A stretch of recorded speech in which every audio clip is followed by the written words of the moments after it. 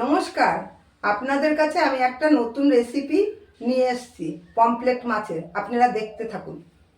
এই শস্য নিচ্ছি, পোস্ত নিচ্ছি 2 চামচ পোস্ত,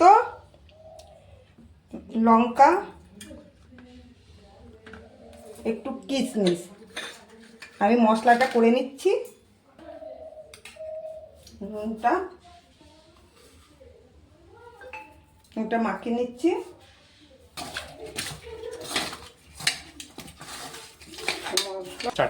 মশলাটা করে জল করি,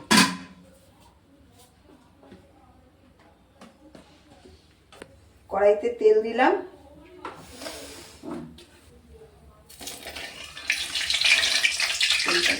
তেলটা গরম হয়ে গেছে, মাছ দিচ্ছি।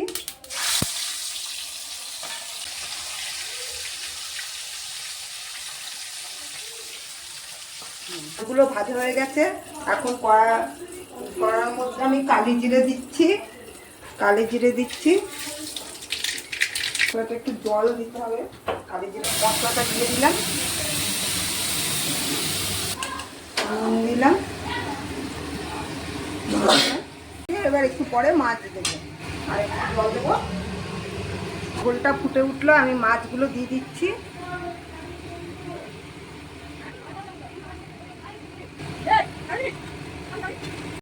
আমার ভাপানোটা হয়ে গেছে, আমি নামাচ্ছি।